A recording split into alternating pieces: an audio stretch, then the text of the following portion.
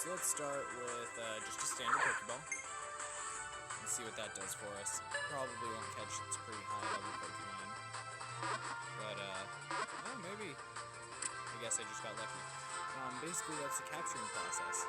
So, new Pokemon caught, and Pokemon caught just in general gave me about 600 experience points. And it gave me 50 Stardust. So, what I noticed is right here, you'll see it's Zubat Candy. So it takes the base level Pokemon. For example, Zubat is the base form of Golbat up here. And so those are how you evolve, that's how you power up, things like that. It doesn't give the option to evolve right here. It should have it right where my finger is, but this is the highest evolutionary form of Zubat, and it's Golbat. So let's go back. It looks like this one was hanging out here for a bit too. This one will show the evolution pattern. So let's go here. Maybe this one will show a little bit more in depth of the capturing process. So we throw a Pokeball. This one might be a little bit tougher. I kind of hope so, just to show you that it's not always super easy capturing Pokemon, because it can be kind of a pain. And of course, it just shows it as the easiest form available. New Pokemon caught. So I got a Growlithe Candy, as it'll show here in a sec. Growlithe Candy, and now it gives the option to evolve. It takes 20 Growlithe Candies. I'm not sure what they're going to do about the candies, because I don't want to catch 20 Growlithe just to get an Arcanine. I mean, that's just me, I guess, but I hope that they kind of fix that. You can also transfer to the professor in the game. That way it's not counting against your Pokemon, which I'm going to show you next. Traditionally, you are allowed to have 6 Pokemon on you to battle at any time. With this, they kind of changed the dynamic of that. So when we go into Pokemon, then these are all the Pokemon that I've captured. Golbat's way up there at almost 400, but as you can see up here, I don't know if you can see that, but the Pokemon, it allows you to have 500 at any given time, which breaks the 6 rule by quite a bit. It also allows you to have eggs. You basically purchase incubators. It's actually you're actually able to get coins fairly easy in this game, so that you don't have to use it as a freemium app. I only purchased one. There's one that can use it infinitely. Basically, you walk around and it's just like you're the trainer in Pokemon Silver when eggs very first came out. But let's head on back. I'm going to show you some new features as well. But it shows you which Pokemon are nearby. So there's another Growlithe in the area. There's a Ghastly. I have one of the Ghastlies already. I have actually every Pokemon except for this Paris and the Voltorb there. Let me show you the process for experience points. So that's quite a bit of experience points, actually. I didn't enjoy trying to level up. Basically, it has different tasks for you to accomplish, things like that. I've caught 32 out of 500 Pokemon, and that's the bronze medal, so... And I've had this game for a little bit of time, so that's pretty normal, actually. Let's scroll on down. Basically, you get incentives for accomplishing these tasks as well. One thing that I actually do like is it encourages you to walk, actually, which is kind of nice. Some people are probably not going to enjoy that. Now let's take a look at the sequence for gyms. So, as you can see here, I chose the blue team, as it says. And let's go to a blue gym first. So, what it is this gym is too far away currently, but right here, it shows location and everything like that up here. And then right here, it gives me the option to battle. If I was close enough, it would anyways. But in this case, it does not. But basically, if I were to battle that person, then it would actually, take me, let me battle her Bulbasaur and see how it goes, basically. But that's also training her Pokemon. You don't really get a takeover unless you're fighting for a different team. Mainly because, you'll be training her Pokemon and you're on the same team, so, I guess it's for prestige reasons. This one, however, is a yellow gym. This one right down here, you'll see that it allows you to battle. That would allow me to capture it as if it was a base or a fortress or something, kind of like they do in Ingress. It's definitely one of those games that it's basically capture the flag. It's a really fun concept. I can't wait for it to really come out. Oh, there's the other Growler. So let's see if I can show you what it really is like capturing a Pokemon, because it can be a pain in the ass sometimes. Yep, there we go. So it rocked once and then it's not doing it again. Pokeballs, they throw off a little bit and drive me freaking crazy. Whenever they get this mist surrounded by them, it's really difficult trying to get it in there. You have to hit it at just the right angle. I only have 31 Pokeballs left, but let's see if I can capture it. I don't know if it's going to let me. The game might be glitching out on this, actually. It is the beta version, so it's a little bit sloppy. I'm going to back out just so that I don't waste all the Pokeballs for this. Let's see what happens if I try battling it again. And, like I said, beta version cuts out pretty easy. But that's basically what we're looking at as far as the gameplay goes. So this is the field test version, as you can see. If you have any questions, comments, or anything like that, feel free to subscribe, and I can go a little bit more in depth. Oh yeah, instead of a leveling process, that part is important. Instead of a leveling process where you battle Pokemon to achieve experience points for each individual Pokemon, what they did actually is, once my internet kicks in anyways, it's like,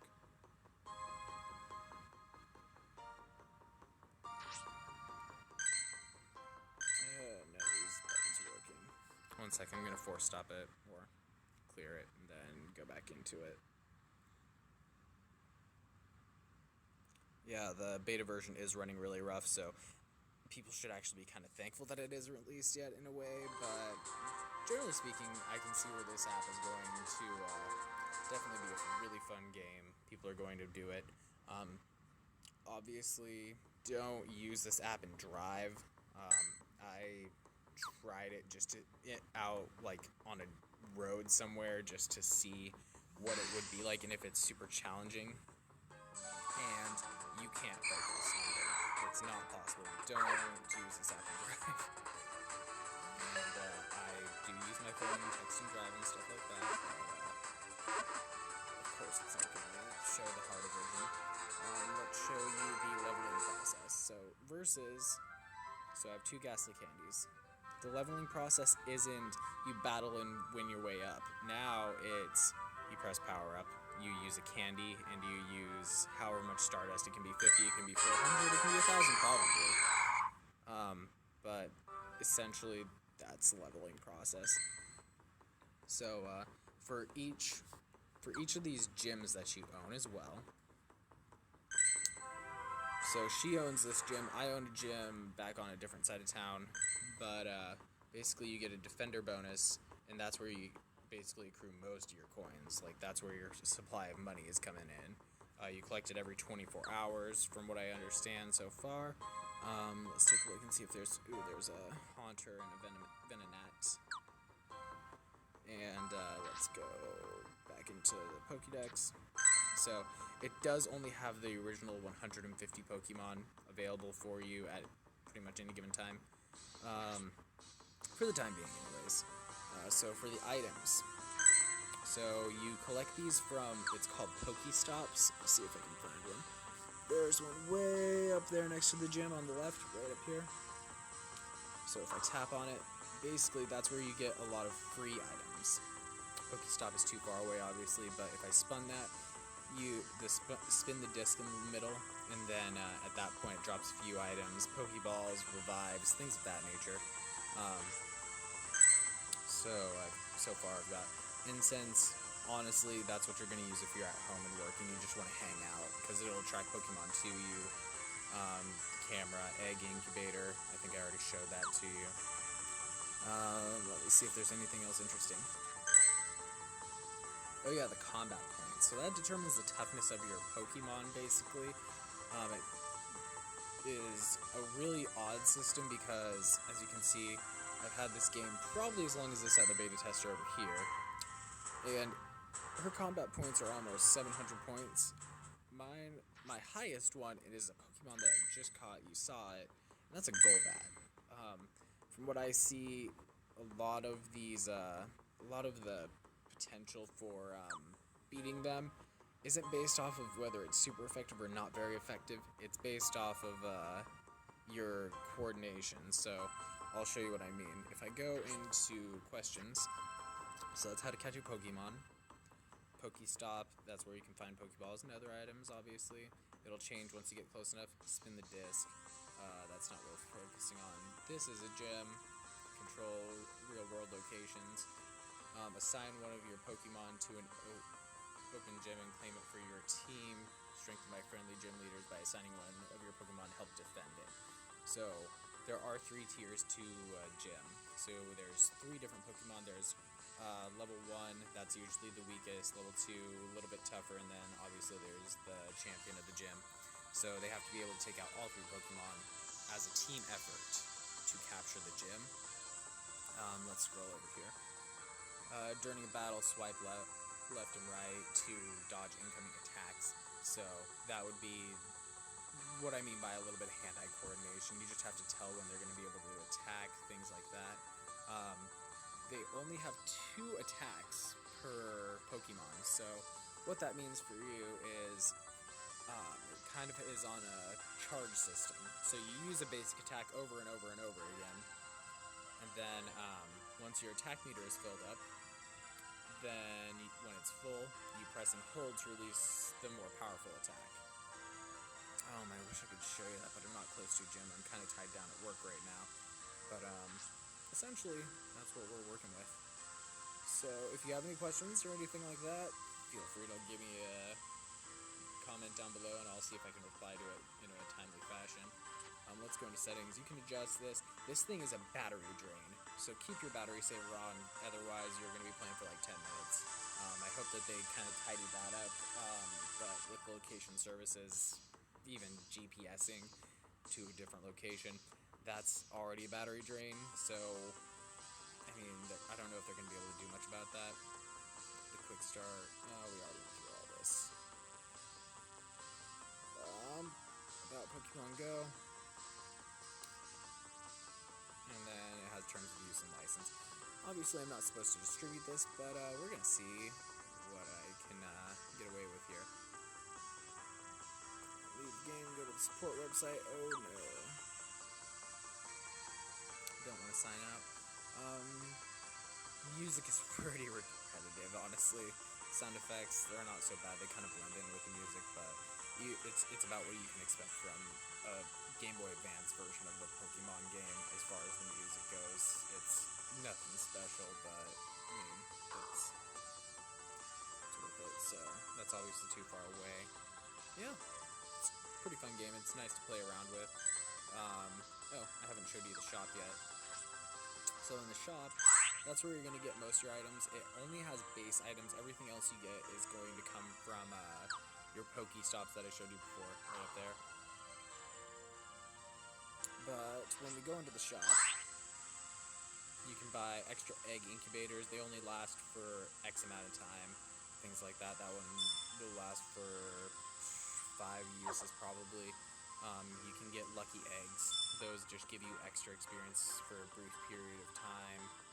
And Pokeballs, obviously you know what those do if you're interested in this game. Incense, attract Pokemon near you. This one, I haven't used it, and it seems like it would be pretty helpful, honestly. It attracts Pokemon to a Pokestop for 15 minutes when applied. So, I have a Pokestop right next to my house and a gym like 5 feet from my house. I can just walk out there if anyone ever challenges it, and I'll be good to go.